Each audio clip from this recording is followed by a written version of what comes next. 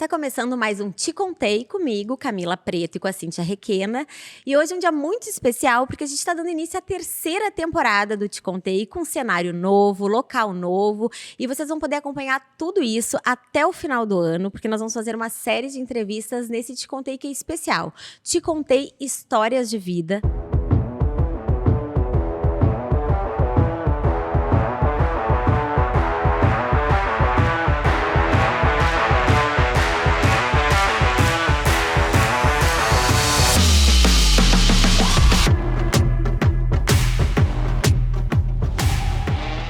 E hoje aqui com a gente, uma menina ainda muito jovem, que passou por 8 anos por um transtorno alimentar. E ela vai falar isso pra gente, como é que foi. Eu acho que ainda tá em superação, a gente não pode dizer que tá superado, né? Ela vai contar isso aqui pra gente. Que é a Rafaela Mansur Silveira, que tem só 22 anos. E hoje ela fez mais do que uma profissão. A causa de vida dela é ajudar outras meninas que passam por essa mesma situação. Então, Rafa, seja bem-vinda. Obrigada. Conta pra gente um pouquinho. Sim, que delícia essa entrevistada de hoje. Não, eu tô aqui encantada, porque eu tive a oportunidade de conhecer um pouquinho a Rafa. E eu acho que é uma história que merece ser compartilhada, sabe? Pelo mundo que a gente está vivendo. Tu não falasse aí na introdução que a Rafa se formou este ano em psicologia.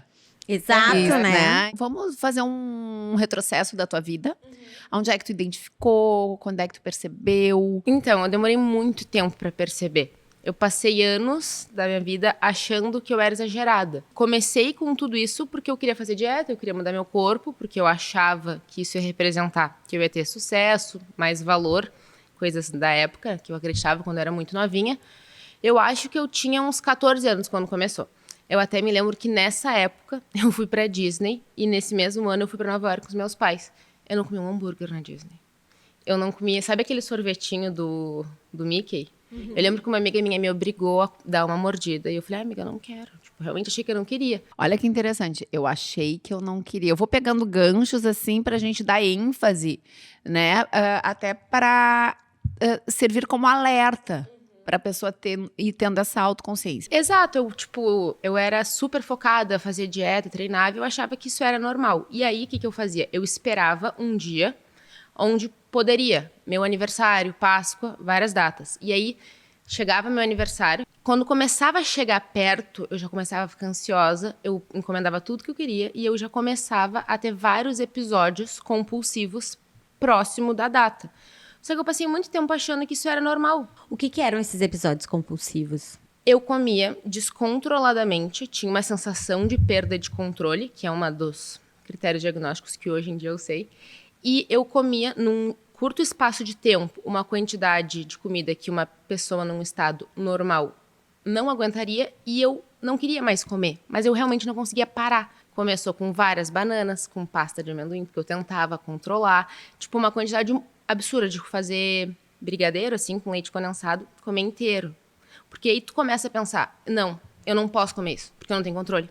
Então é melhor eu não comer, então essa vai ser a última vez. E aí tu faz aquela despedida e tu vive num ciclo de restrição-compulsão. E tudo isso começou nessa época. Aí a história ali da Disney e tudo mais, que eu não comi, eu achei que eu não queria. Por quê? Eu queria estar em certo formato pra época dos meus 15 anos. No dia da minha festa, quando começou a chegar os doces, antes de chegar a hora da festa, já comecei a ficar, meu Deus. Comecei a comer antes de ir pro salão. Eu passei o dia naquela função da comida. Só que até aí, passei o dia comendo, passando meio mal, assim, exagerada. Por muito tempo eu achei que era só normal, tipo, tu faz dieta, e aí tu exagera, e aí foi indo. Ali, quando eu entrei na faculdade, em 2018, eu dei uma boa engordada, porque eu tava num período muito ansioso. E eu ainda não sabia o que era, eu achava que, eu era 8 ou 80.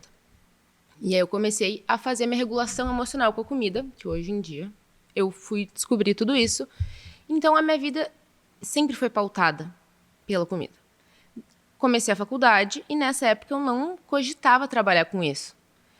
E aí vivia nessa tentando fazer dieta, comia muito, comia pouco. Teve a pandemia. E eu pensei, eu vou aproveitar dessa situação pra dar uma super focada, já que eu não vou ter convite pra sair, não vou ter que beber, não vou à festa. E aí eu fiquei muito focada. Tipo assim... Em emagrecer. Emagreci muito.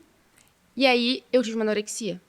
E foi nesse momento, depois de anos convivendo com isso, que eu descobri que era um transtorno. Pensei, gente, isso aqui não pode ser normal. E aí eu comecei a estudar por fora, e eu já fazia terapia, mas era um assunto que eu tinha muita vergonha de entrar, porque eu também tinha medo de ser curada. Meu Deus, se eu curar, será que eu vou comer isso sempre? Deixa eu só te fazer uma pergunta na questão da anorexia, porque ignorantemente falando, né, a gente escuta e às vezes leva adiante aquilo que escuta e não necessariamente, mas tu tem isso na tua vivência. Porque geralmente as pessoas que têm um transtorno de anorexia, elas não se reconhecem no espelho, elas nunca... Isso é verdade? Tu tem essa consciência hoje de sempre te olhar no espelho anoréxica e te perceber ainda precisando emagrecer? É Sim. bem assim? É bem assim. Por exemplo, eu percebia que meu peso estava baixando, porque eu acompanhava isso na balança. E eu percebia que eu tinha emagrecido. Eu tinha essa noção. Eu não tinha uma distorção de imagem tão grande. Porém, nunca era suficiente. Eu lembro, por exemplo, de... Até isso é uma coisa que eu falo muito com as minhas pacientes hoje em dia. Sabe quando tu tá num dia que tu não tá te sentindo bem, aí passa alguns meses e tu olha uma foto e pensa, nossa, eu tava linda. Mas eu tava me sentindo muito mal nesse dia. E aí eu fui também percebendo, e aí eu me olhava no espelho, eu via que eu tava emagrecendo e pensava, não, só mais um pouquinho. É a última dieta, é a última restrição que eu vou fazer. E ficava até um ponto em que eu fui emagrecendo muito, e aí eu voltei com a compulsão muito forte. Porque até, né, uma questão fisiológica, o corpo começou a pedir por mais, desregulei todos os meus hormônios, eu fiquei bem mal, assim. E aí, nesse processo todo, que eu percebi que, tipo, eu cheguei lá e não me preencheu em nada. E eu fiquei muito mal. E eu acho que esse é um assunto muito legal da gente falar também, que às vezes é essa busca incessante por chegar em um peso ou alcançar um corpo, e às vezes a pessoa tá lá, não percebe, nem aproveita que chegou lá e não se preenche. E aí, depois, com o tempo, até cheguei muito a estudar e pensar sobre isso, de que essa tentativa de comer muito nesses momentos que a gente está muito ansiosa, que a gente acaba fazendo a regulação emocional, ou também por anos de restrição, é uma tentativa de preencher um vazio. Só que às vezes a gente não faz ideia de que vazio é esse. Então, eu me peguei muito nesse momento, assim, da minha vida, tudo meio que se desorganizou. Eu me reconectei comigo mesma, em meio a tudo isso, eu fui descobrindo quem eu era, e foi uma coisa muito importante, até para eu pautar minha autoestima, não apenas num corpo, numa estética, que eu passei por muitos anos achando que só assim eu seria alguma coisa, que foi aquilo que eu te falei quando eu cheguei. Que eu achei que eu nunca ia conseguir trabalhar com isso, porque eu não acreditava que eu pudesse conseguir ajudar alguém, que eu ia conseguir trabalhar. Achava que eu não teria capacidade para isso. Então, como eu tirei de toda essa história aí meio que um propósito para mim, mas foi muito difícil. Tu chegou a ficar, assim, longos períodos sem comer? Eu não fiquei tanto tempo, assim, de longos períodos sem comer, porque eu sempre gostei muito de comer. Mas eu entrei numa obsessão de calorias. Eu tentava comer o mínimo possível e tudo era as calorias. E, nossa, isso me adoeceu muito. Eu não era o tipo, será que eu quero comer tal coisa? Será que eu posso? Será que eu tenho calorias suficientes no dia pra isso? Tu tinha um limite de calorias diário, assim. Tu lembra quantas calorias tu te colocava por dia? Eu criei da minha cabeça que eu tinha que comer 1.200 calorias. E aí, o pior momento pra mim foi quando eu resolvi que eu ia colocar prótese de silicone. E eu não poderia treinar, então eu pensei, não, eu tenho que comer menos ainda. Aí eu tentava comer o mínimo possível, tipo assim, 800 calorias. E aí, a brilhante cabeça de uma pessoa que tá passando por isso, quando eu fiquei bem, nossa, eu consigo. E imagina se eu comer isso e eu treinar. Nossa, eu vou emagrecer muito rápido. E aí eu não tinha energia pra nada, eu não conseguia, tipo, estudar, eu não conseguia fazer nada. Chegava às 6 horas da tarde, eu tava assim, exausta, passando mal, não tinha energia pra fazer nada. E aí tu cria um medo de comer. E aí foi a época que começou a voltar meus episódios compulsivos, aonde eu comia qualquer coisa fora ali do que eu imaginava, o que eu tentei me estipular, porque eu criei da minha cabeça uma rotina alimentar. E aí era aquele pensamento, agora já foi, agora já estraguei tudo, então eu vou comer... Pé na jaca. Uhum. Tu nunca teve uma orientação nutricional, nada? Era tudo tu contigo mesmo? Eu já fui a muitas nutricionistas, tipo assim, vários períodos da vida, mas nesse momento eu pensei, eu vou experimentar isso. Quando eu descobri as calorias, vou ir contando, vou ver onde é que dá. E por um tempo deu certo, eu tive vários resultados. Eu pensei, gente, achei a solução, isso aqui tá ótimo. Até eu ver que, nossa, eu não tô nem um pouco bem. Eu fiquei completamente disfuncional e o quão um transtorno alimentar te deixa disfuncional é uma coisa que às vezes a gente não para pra pensar. Eu parei de querer ir a qualquer lugar. Tipo, meus amigos me convidavam pra ir numa festa. Ah, não, porque se eu ficar acordada mais tempo, eu vou acabar comendo mais. Ah, eu não tô afim, tô com vontade. Até um momento onde era automático. Eu realmente achava que eu não queria ir. Eu me afastei de muita gente, eu não queria ir tomar um café de tarde, porque, se eu me der vontade de comer algo lá, prefiro não ir. Aí, eu me excluí de tudo. E aí, o que acontecia? Eu ficava triste, ansiosa em casa, eu tinha episódio compulsivo sozinha em casa. E aí eu comecei a pensar, não era muito melhor eu ter ido? Esse meu medo de comer resulta eu ter episódios compulsivos. Só que se tornou um padrão, eu não queria ir, então eu não tinha vontade, porque eu me acostumei. Não quero, não quero, não E quero. tu nunca teve episódios de bulimia nessas tuas? Teve. Por anos. Tive bulimia por um bom tempo. E aí eu comecei a perceber, gente, eu tô me destruindo. Tipo, eu mesma tô me fazendo muito mal. Isso não pode ser normal. E aí eu comecei a querer melhorar. E eu comecei a estudar muito sobre transtornos alimentares. Rafa, deixa eu te fazer uma pergunta hoje, assim. É uma forma de chamar a atenção de um pedido de ajuda e de socorro? Me percebam? Quando tudo isso começou, eu sinto muito que sim. Eu me lembro que na época, o meu caso, as pessoas ao meu redor sabiam. Muitos meus amigos sabiam. Porque eles experienciavam, e era até antes de eu começar a fazer dieta, era uma piada. Nossa, a Rafa come muito. A Rafa vai num rodízio, a Rafa come não sei quantos pedaços de pizza, adorava fazer competição. Aí depois eu comecei a querer emagrecer muito. E até é um reforço da pessoa que tem anorexia, por exemplo, sempre chegar num lugar e ser percebida. Nossa, como tu tá magra. Nossa, como tu tá magra. Até um momento em que é normal. Por exemplo, a Cíntia é dessa forma. A Cíntia tem um olho lindíssimo. Depois, se eu conheço a Cíntia há um tempo, eu vou parar de falar toda vez que eu a encontro que o olho dela é lindo. E aí a pessoa que tá passando por isso pensa, será que eu engordei porque ninguém falou nada? E aí tu começa a tentar cada vez emagrecer mais e sim, é uma forma de tentar chamar a atenção. A sensação que dá que é uma busca interminável, incessante de uma valia externa, de um reconhecimento externo. Trazendo isso, e tu fica bem à vontade de tu falar, tu percebe esse mesmo padrão na tua base, na tua família, no teu entorno, ou isso é uma coisa mais que tu desenvolveu pela tua geração, ou isso vem mais de base? Eu acho que um pouco dos dois. Teve uma questão muito, assim, familiar. Até às vezes, a gente culpa minha mãe, coitada. Vai ver se em algum momento eu ficar brava.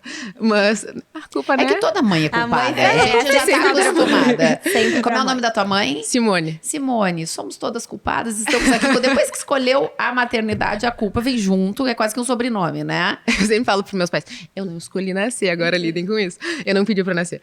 Aí... minha mãe e meu pai tentaram que a gente tivesse uma alimentação saudável. Sempre tinha coisas saudáveis lá em casa, salada, legumes, até ainda bem, porque eu me alimento muito bem hoje em dia, porque eu gosto.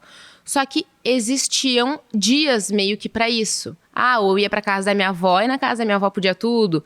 Então teve um pouco disso de assim, existem dias pra isso, não é sempre.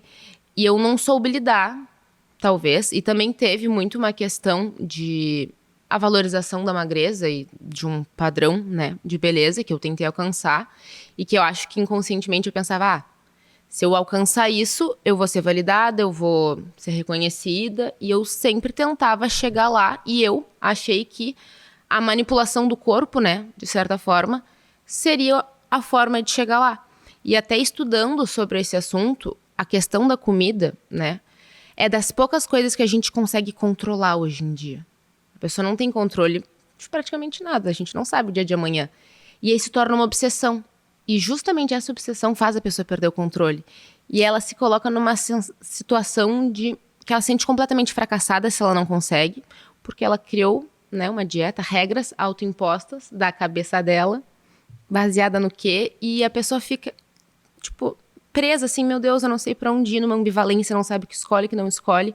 Tu se sente muito perdida, assim. Isso que tu comentou agora, né? Meus pais tinham regras, né? Quando ia pra casa da avó, podia. Hoje que tu trabalha com isso, que tu foi a fundo nessa questão, tu acha que isso não é o ideal?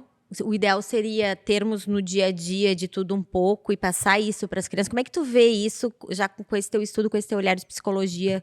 Então, hoje em dia eu acho que sim, a melhor opção é ter de tudo um pouco, Sempre, porque aí se torna normal. Quando tu vê alguns alimentos como proibidos ou permitidos, o que é proibido te dá uma vontade muito grande. E tu coloca um peso muito grande. E aí no dia onde tu pode, que tu te permite, tu acaba perdendo o controle. Porque não é normal. Não tá no teu dia a dia e tu só pode naquele momento. E quando é uma coisa normal, assim, da tua vida, que tem sempre, talvez tu nem tenha aquele desejo absurdo de que tu tem, porque, nossa, sábado é o dia que eu posso comer sorvete, então eu vou comer muito sorvete. É uma coisa normal. Deu vontade na terça, eu comi, mas ter vontade na terça. Muito melhor do que eu esperar até sábado e aí comer o sorvete, pedir um pedaço de bolo e aí batata frita e um exagero muito grande. Eu acho que é melhor tu ir aprendendo a lidar. Até o nosso encontro, qual era o teu conceito de beleza? Eu acho que beleza é uma coisa subjetiva, né? Cada um tem a sua, cada pessoa enxerga a beleza de uma forma, mas é inegável que existe um padrão de beleza que todos tentamos alcançar, de certa forma, né? E como é que a sociedade enxerga a beleza? Porque como uma menina que ela é estereotipada, nasceu loira, né? Fica loira, mas com olhinho claro, alta, magra. Ela é o estereótipo da beleza. Ela é estereotipada, que vai ver o Barbie aí, que sabe do que eu tô falando. Quando a gente nasce assim, mas o que é a beleza? Porque, vamos pensar de uma forma bem rasa até. Uma pessoa que nasce assim já teria que nascer pronta, feliz? Não. A pessoa já é linda. E aí passa por tudo isso. Por isso que eu questionei a beleza. Então, isso foi uma questão que eu comecei a procurar fora. Eu pensei, meu Deus, eu já alcancei o corpo que eu queria, já não me senti bem, não me preencheu. O que tá faltando? E eu comecei a perceber que era uma validação minha, de eu me sentir bem comigo mesma, e eu percebi que isso precisava ser um processo. E que eu precisava me sentir bem em outras áreas da vida. De que só ser bonita, ser bela, ter um padrão, não resolvia em nada na minha vida. E isso, por muito tempo, fez eu achar que eu fosse incapaz. Eu passei a vida inteira achando que eu fosse muito burra, muito burra. Só que o meu medo de validar que eu era burra era tanto que eu não me permitia nem estudar. Porque imagina se eu estudo e eu rodo mesmo assim. Pior ainda. Nossa, aí vai validar minha crença. Então eu levava de qualquer jeito e achava engraçado. Até que eu comecei a pensar, eu tô só me fazendo mal com isso. E eu comecei a querer estudar e querer, ir atrás. E hoje em dia eu amo estudar. E eu gosto de estudar. E eu mudei completamente essa visão de tudo isso. E eu percebi que, assim, se eu for atrás das coisas, eu me dispuser a fazer o trabalho que precisa ser feito, eu vou conseguir. E eu comecei a me sentir bem por outros quesitos que eu não achava que iam me trazer essa sensação de prazer. Por exemplo, estar aqui, nunca na vida achei que eu consegui falar em público, porque eu era muito envergonhada. Até no Instagram, de postar e tal, sempre foi uma vontade, mas eu não tinha coragem. E aí tu vai vendo que isso também chama atenção, isso também é beleza, isso é uma questão de personalidade. Hoje em dia eu vejo muito beleza como personalidade. A forma que isso te apresenta ao mundo, a forma que tu te enxerga também. Em algum momento, os teus pais perceberam que tu estava vivendo isso? Porque eu imagino que deve ser uma trajetória um pouco solitária em diversos momentos. Porque tu deve ter vergonha de admitir, até tu admitir pra ti mesmo deve ser um processo, e depois pro outro. Em algum momento, eles perceberam isso? Assim, teve uma conversa? Como é que foi? Eles achavam meio estranho, tipo, ai, Rafaela, tu é muito nova, assim, pra querer fazer tanta dieta, não precisa, aproveita. Que idade tu tinha? Comecei nesse processo, acho que eu tinha 13 anos. E aí eles falavam, minha filha come, acho que o problema é que tu nunca come, aí come demais uma vez só, né, minha filha? Tipo, eles também não entendiam. Aí, acho que eles nunca perceberam da função da bulimia, porque eu era inteligente, né? Eu sabia, meus pais iam numa festa, sabia que eles iam estar em casa. Nesse dia eu pedia o que eu queria comer, sabia que eu estar em casa, sozinha em casa, ninguém ia perceber. E aí, então, tu tem todo um ritual, assim, tu te programa, tu te organiza, a tua vida vira pautada nisso. E aí depois, quando eu fiquei mais velha, e eu procurei ajuda, e eu comecei a querer melhorar da compulsão, e eu já tava entendendo o que tava acontecendo, e eu não conseguia, gente, eu tava exausta, eu não aguentava mais, tipo assim, eu de chorar, eu falava, por favor, isso precisa parar. E aí eu pedi ajuda. Eu falei, eles? Pai e mãe, eu não aguento mais, isso tá acontecendo. Olha só, eu tô contando isso pra vocês porque eu preciso de ajuda. Se vocês perceberem tal coisa, me fala, porque às vezes é impulsivo. Quando eu vi, já aconteceu. E aí me ajudou muito ter Como tido é que esse foi a apoio. reação deles? Porque até então, aquilo estava acontecendo com Era um vocês. pseudo-problema. É. Mas assim, porque teu filho chegar e te pedir essa ajuda é muito forte, né? Sinal de que realmente tu tava ali na gota d'água. Como é que foi pra eles? Meus pais sempre foram muito receptivos em relação a tudo. Eles foram muito bons pra mim e isso me ajudou muito. Poder falar sobre isso, poder saber que eu tinha um apoio em casa, de que se eu tivesse ansiosa eu poderia falar com eles. Porém, sempre tem aquelas piadinhas e coisas que às vezes tu não quer ouvir, que não é pro mal. Tipo, tá ansiosa? Tá comendo demais, hein? Que às vezes foi completamente sem querer. E aí, nossa, às vezes eu ficava furiosa. Eu já passei várias vezes por isso com as minhas filhas. Várias. Porque a gente é mãe, né? A gente não é amiga. Então tu fica naquela, que boa mãe que tu é, que tu tá vendo que o teu filho tá fazendo. Tu vai comer McDonald's num dia, Burger King no outro, e tu vai dizer, minha filha, hello? Né? É complexo. Até para a gente fazer esse papel. É bem complexo. Exatamente. E nem eles às vezes sabiam o que fazer. Porque faziam comentários, às vezes ajudava, às vezes era ruim. Aí falavam, Rafaela, a gente não sabe como te ajudar. Eu falava, nem eu sei como ser ajudada. Mas aí se procurou uma ajuda médica nesse momento? Eu sempre fiz acompanhamento, eu sempre fui na psicóloga e tudo mais. Eu fui na nutróloga, nutricionista.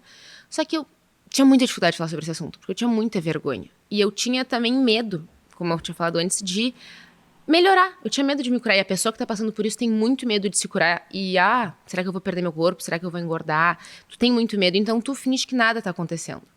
Só que eu não aguentava mais passar por aquilo e eu comecei a estudar por fora. Eu comecei a fazer curso, porque eu fazia psicologia, eu pensei, isso pode me ajudar, posso achar um propósito aí.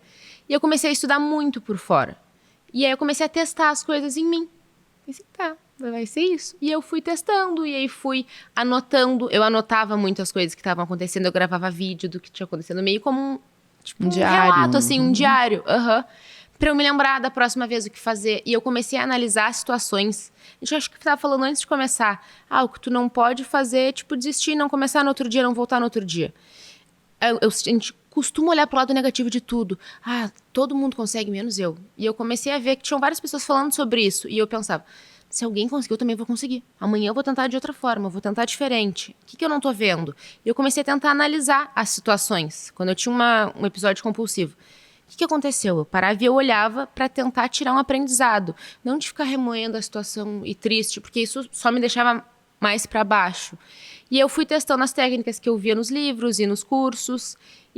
Só que ter alguém para falar sobre isso ajuda muito.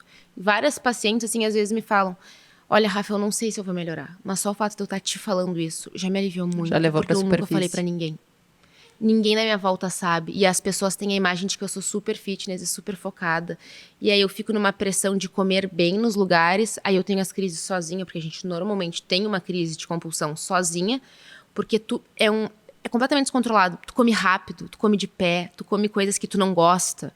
Não é tipo... Já ouvi várias pessoas falando, eu não entendo isso. Eu gosto de comer, mas não tanto assim. Eu comia coisas que eu não gostava. Eu comia o que tivesse em casa.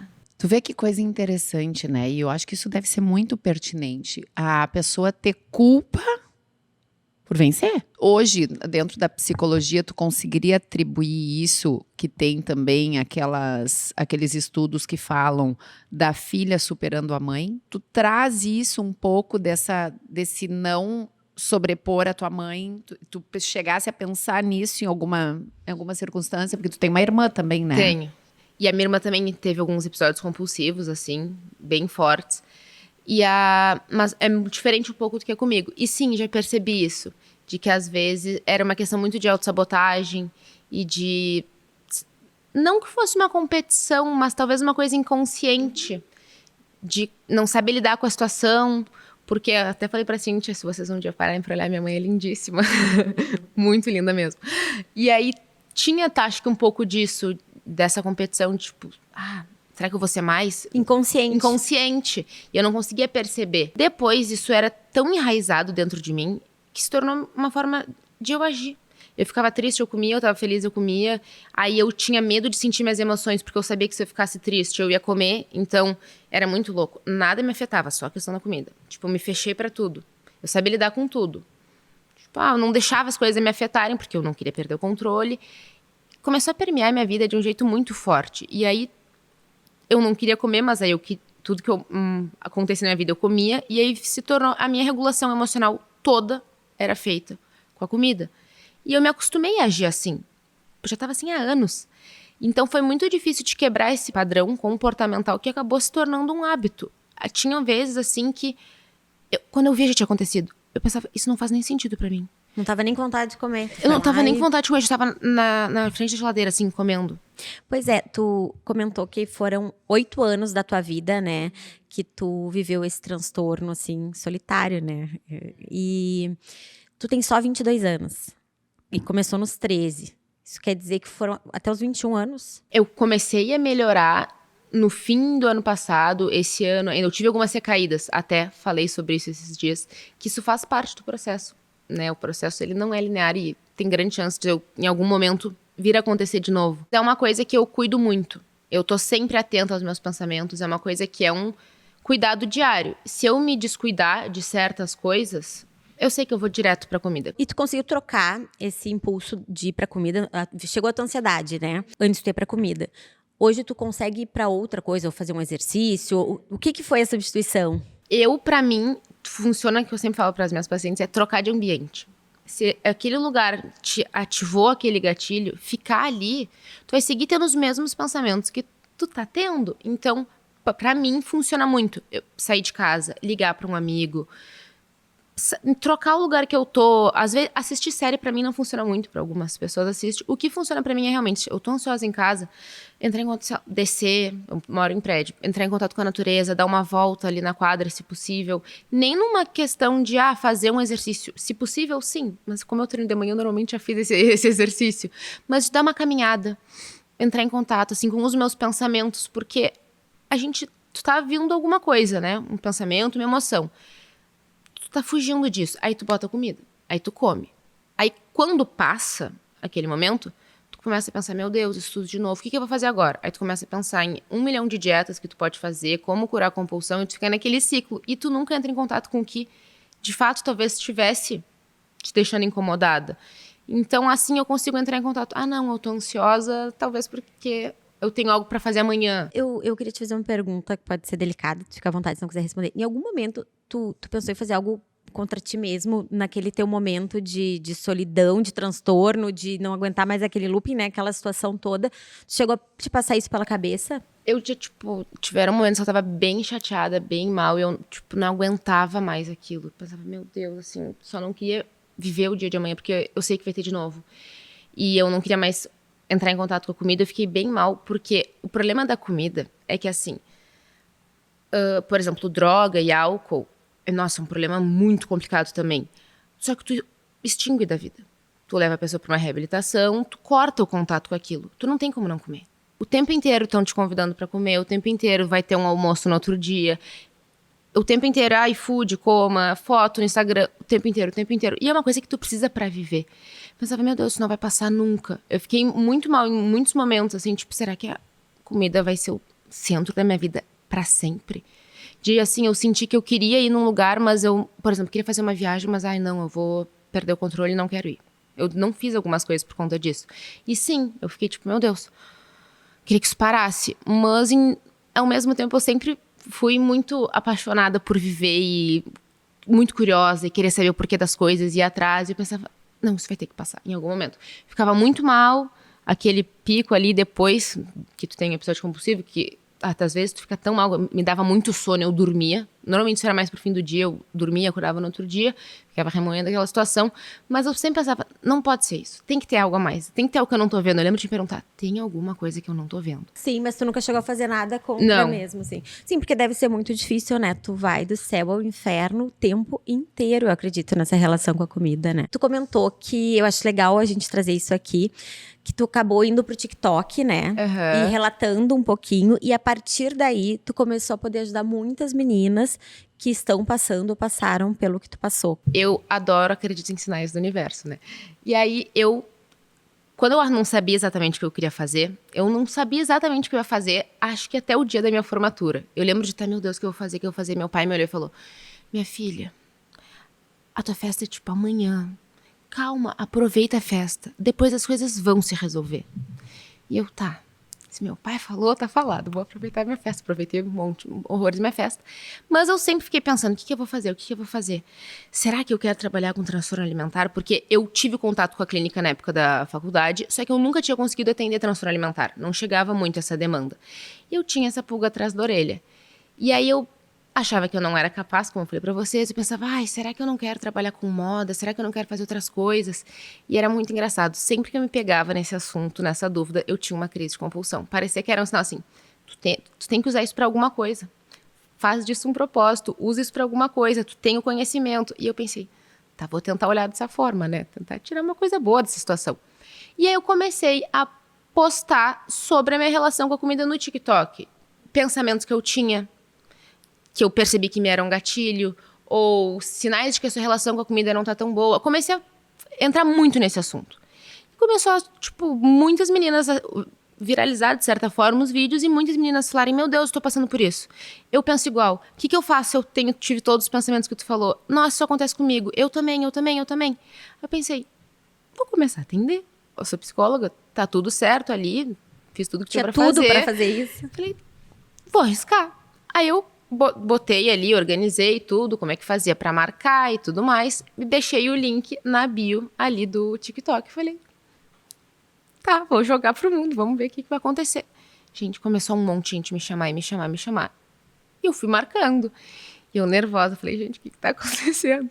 E aí foi indo, e eu me encontrei, e aí, assim, eu tô com várias pacientes, eu praticamente, assim, fechei minha agenda, porque eu quero ter tempo pra estudar e tal. E aí eu fui atendendo, e eu sigo contando os relatos lá, de certa forma, jamais para divulgar essa possibilidade das consultas.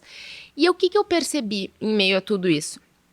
Que é uma questão muito solitária. Tu te sente muito sozinha. E no momento que a gente tava falando, antes eu não percebia que eu ia ter a crise. Depois eu comecei a evoluir para um momento onde eu sabia que aquilo estava vindo. E eu sabia, tu precisa sair desse lugar. Sai de casa, liga para alguém, te interte com alguma coisa. E eu comecei a conversar com as pacientes e eu vi que elas, às vezes, não tinham para quem ligar porque não queriam contar sobre isso, não tinham para onde correr, não tinham o que fazer. E eu pensei, gente, tá faltando alguma coisa aí. E eu comecei a organizar, que eu tô até organizando aqui em breve, isso vai sair do papel, um modelo de atendimento em grupo. E também que eu queria criar essa rede para onde elas pudessem se ajudar e se apoiar. Por exemplo, tá todo mundo ali, eu falo sobre os assuntos, tudo mais, ajudo na cura da compulsão, como eu faço com as meninas, mas criar um lugar seguro para elas terem para onde correr quando estão ansiosas, delas se conversarem, se mandarem uma mensagem, poderem se ligar, porque de certa forma elas vão ter algo É um centro de que comunidade. une todas elas e não vão se sentir tão envergonhadas, talvez, de falar sobre esse assunto por alguém que já passou. Então, eu queria muito ter um lugar para correr nesses momentos.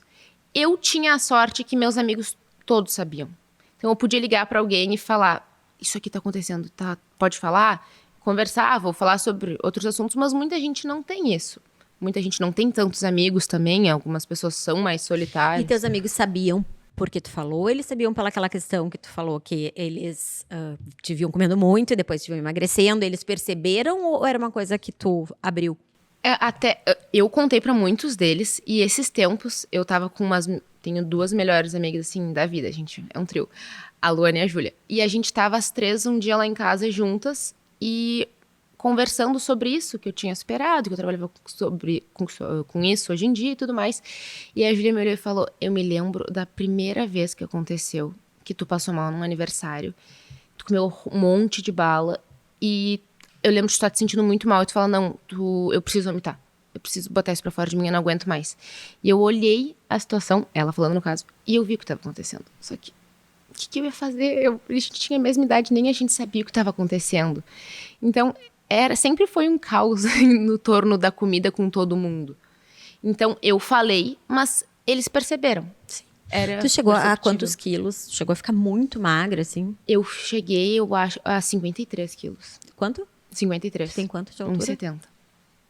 Fiquei muito magra. Essas pacientes que tu tem hoje, que tu atende, assim, teve algum relato que tu ficou mais assim, que te pegou mais, mesmo tendo vivido toda essa situação, alguma coisa que te impressionou mais? Tem algumas que a história é muito parecida com a minha. E às vezes aquilo até assim mexe comigo, de estar falando sempre sobre o assunto. Tem alguns relatos, assim, eu atendi uma vez uma menina que era mais velha que eu, assim, e me deu uma dor, assim, de pensar, poxa, ela tá há tanto tempo nisso e nunca tinha conseguido falar com ninguém. E tava agora começando num processo de melhorar, e é um processo longo.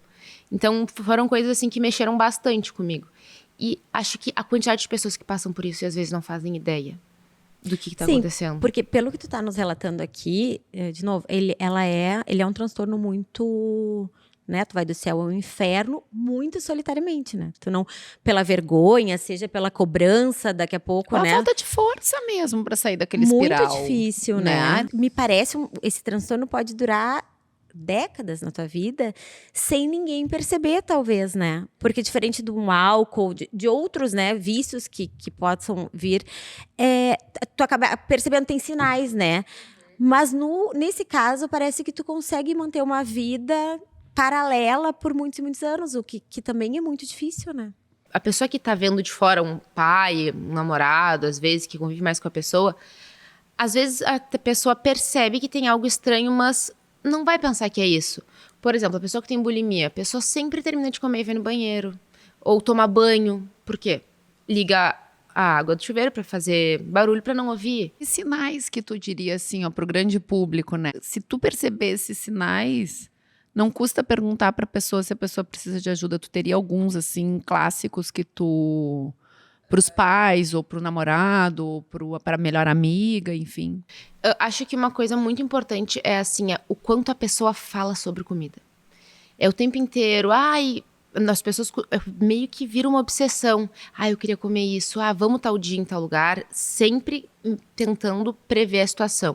Ou se a pessoa não quer ir em algum lugar por conta do que vai ser oferecido. Eu vou perder o controle, então não quero ir. Isso é uma situação que, poxa, por que ela vai perder o controle? Todo mundo come. Isso de terminar de comer e já ir direto ao banheiro. Uma preocupação excessiva com o peso. Tá o tempo inteiro olhando no espelho. Tipo, passa no espelho e levanta a blusa pra ver se engordou. Porque a pessoa, às vezes, acha que comeu algo, na hora vai engordar. A pessoa tem uma distorção de imagem. De estar sempre se analisando. Passar muito tempo, às vezes, na academia. É uma coisa de uma tentativa de compensação, porque... A balança se pesa? O tempo inteiro, porque a bulimia, ela não é caracterizada apenas pelo vômito autoinduzido. É qualquer ato compensatório que a pessoa tente fazer. Então, às vezes, é uso de laxante, uso de diurético, passar horas na academia, jejum prolongado. Esse uso desenfreado do Ozempic, dessas canetinhas, tu acha que elas estão relacionadas a isso? Porque isso hoje é uma epidemia, né? Rolou no TikTok uma trend que era as pessoas falando que tinham usado e quão mal tinham passado. Pessoas que, assim, não precisam, porque é um remédio para obesidade. Pessoas que não teriam nenhum problema e utilizaram para emagrecer mais um pouco aqueles quilinhos que faltavam. Falando que passaram mal e várias pessoas assim comentando. E sim, é uma forma de uma busca incessante, né? De controlar talvez alguma coisa que comeu, ou de controlar a fome, de manipular o corpo. É uma tentativa. E é uma coisa muito perigosa, muitos jovens começaram a usar. Tu falou da bulimia, eu achei que bulimia era ir e provocar o vômito, né? Era essa, não, de qualquer ato compensatório, né? Isso é bem interessante até para os pais ficarem atentos, ou qualquer pessoa que se relaciona, né? Eu fiquei com uma dúvida que eu tenho, que talvez agora com teus estudos tu possa me responder. Tem uma idade, normalmente, que desenvolve os transtornos, ou não tem padrão? É na adolescência. Existe isso ou não? Pode ser ao longo de uma vida? Pode ser ao longo de uma vida, mas costuma a começar na infância. O que, ainda mais assim, bulimia, anorexia, compulsão, costuma começar nesse momento assim mais inicial da formação da autoestima da pessoa. Ela tá procurando alguma coisa ali. Às vezes, mais pra frente, acontece o quê? Uma compulsão alimentar, que eu vou até diferenciar a compulsão da bulimia, que a pessoa começa a fazer a regulação emocional com a comida. Tudo é comida, e até uma questão que eu falo muito é que, assim, às vezes a vida da pessoa tá tão desorganizada que o único prazer que ela tem na vida é comer. Então por isso que às vezes os episódios compulsivos são mais pro fim do dia. A pessoa tá no trabalho que ela não gosta, não tá num relacionamento às vezes que ela não tá feliz, tá se sentindo sozinha, nada tá bom acontecendo ali. A pessoa foge para a comida, se torna um alívio, um prazer imediato. E aí é uma compulsão. Porque a diferença da compulsão para a bulimia é que na bulimia existe um ato compensatório. Na compulsão, não. Nos dois existe essa preocupação excessiva com peso e a pessoa come muito. E tem toda uma estratégia. A pessoa normalmente também, outra coisa para estarem atentos. A pessoa que tem bulimia costuma ter comida escondida no quarto, estocar comida. A pessoa sabe que aquele momento vai acontecer e ela, de certa forma, se prepara para aquilo. Eu tinha uma gaveta onde eu tinha, assim, tudo que vocês podem imaginar. Eu guardava ali o dia que pode, o dia que eu ia ter uma crise compulsiva. Então, essas são diferenças da compulsão. E a anorexia seria longos tempos sem comer e distorção da imagem, é isso? Isso, a pessoa tá com um peso que não é saudável, muito abaixo do esperado para aquela idade, para a altura também, e a pessoa não consegue perceber. E aí, às vezes, ela tem uma aversão à comida. Não consegue comer, acha que tudo vai engordar, ela come o mínimo possível, tá sempre procurando fazer dieta, e a pessoa começa a ter problemas de saúde, assim, não tem energia para nada, começa a perder cabelo, desregula hormônio, às vezes a pessoa fica com muita espinha, desregula tudo. Sim, desregula teu corpo inteiro, né? Amenorreia também, porque tu fica com o percentual de gordura muito baixo.